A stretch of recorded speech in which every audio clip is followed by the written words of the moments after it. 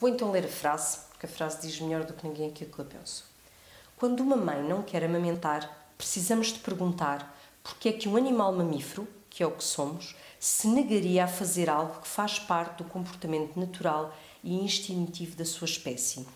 Ou seja, eu não estou de nenhuma forma, porque isto também é muito importante, a mulher tem o direito à liberdade, ao seu corpo e dizer eu não quero, mas que as pessoas percebam que o natural é dar de mamar. Exatamente.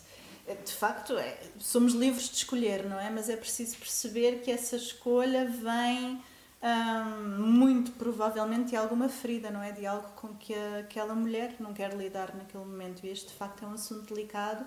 Mas é exatamente isso, não é? O que eu digo, se nós tivermos uma cadela, uma gata que acaba de dar à luz e não quer amamentar, ficamos muito atrapalhadas, não é? E começamos a tentar perceber o que é que se terá passado para ela não querer ter esse comportamento, que é natural. Porque realmente não é uma escolha racional, não é? Ou seja, não tirando a liberdade, era bom que essas mulheres, obviamente num processo muito privado, claro, e sem sentirem nenhuma pressão, porque eu acho que é importante, a pressão é a maior inimiga destas questões mais físicas, claro, mas claro, tentar perceber porque é que eu não quero dar de mamar. Exatamente, tentarem se questionar, porque realmente até podem chegar à conclusão que não querem mesmo, e de facto, nós termos um comportamento imposto, obrigatório, só porque achamos que aquilo seria o melhor, também acaba por não ser, não é? Porque os nossos filhos não se podem sentir um fardo. Estarmos a dar de mamar a um bebê com a sensação de que estamos a fazer aquilo mecanicamente só porque achamos que seria o mais correto, também ou até fisicamente incomodadas, as mulheres quase que ficam com repulsa por alguma razão. É? Portanto, aí também provavelmente não seria a melhor escolha. Agora, é percebermos que realmente amamentar não é uma coisa racional, logo não será propriamente uma escolha, não é? Uma coisa que se faz e pronto. E quando não se faz, então o que é que falhou para o instinto não estar a ser posto em marcha? Eu faço parte do grupo de mulheres quando ficou aos 24 anos grávida pela primeira vez, se havia coisa que me fazia impressão era pensar dar de mamar.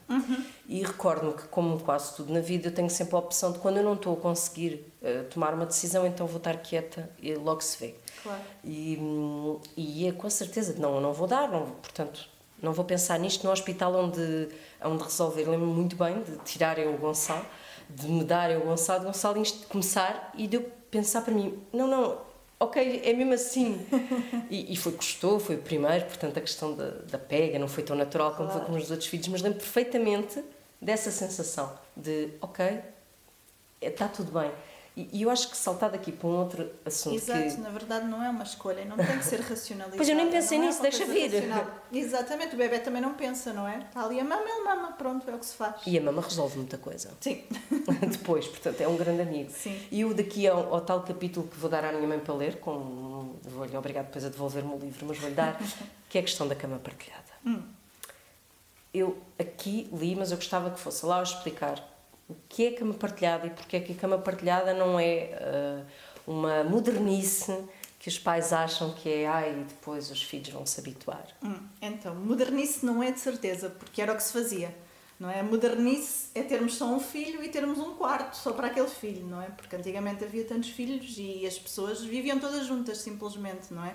Nem tinham casa para ter quarto, mesmo que só tivessem um, se calhar a maior parte não teria, porque teriam os pais, os sogros, sei lá, não é? Portanto, a norma era as famílias dormirem juntas. É isso que os animais fazem também, é isso que acontece. As pessoas não levam a mal, uma pessoa não leva a mal quando eu agora recebi um cachorrinho bebê e não acham, é a coisa mais normal do mundo dizerem, não, ele não dorme, mas se o puseres a dormir, enquanto ele vê os outros a dormirem, os outros cães, vai dormir muito melhor.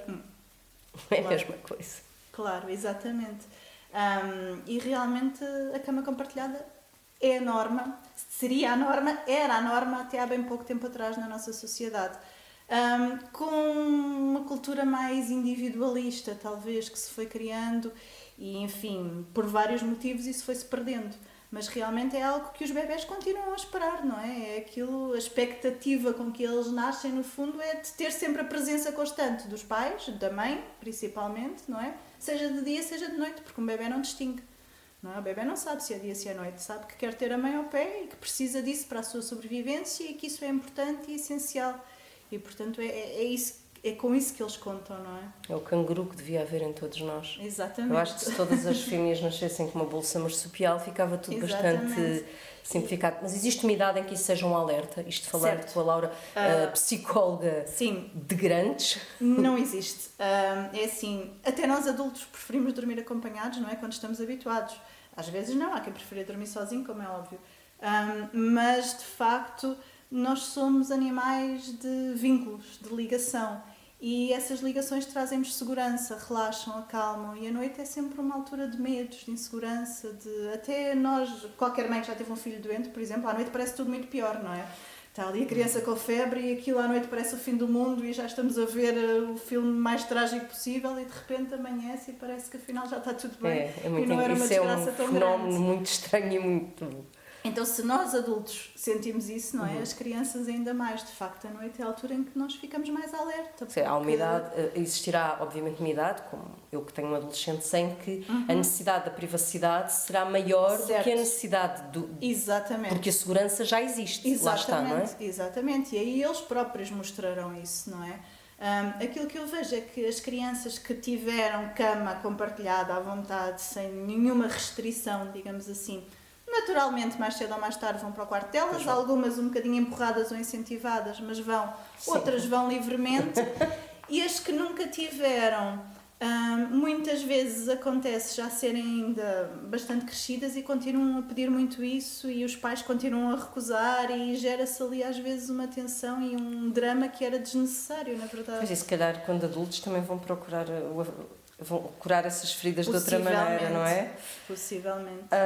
Assim, eu teria muita coisa, mas depois também tirava a essência toda do livro. Vou aqui terminar com este tema, só porque sei que é também um tema que nós passarmos na rua e virmos alguém a chorar e se ignorarmos, as pessoas vão dizer que somos uns insensíveis e que somos uma sociedade que está toda estragada, mas um bebê, alguém em alguma fase de educação achou que se o deixássemos a chorar ele aprendia. Sim, na verdade isso é um bocadinho, lá está, do comportamentalismo que a certa altura na psicologia ganhou alguma força. E o que se vê é que realmente um bebê, quem ninguém responde, deixa de chorar. E isto acontece, é visível, não é?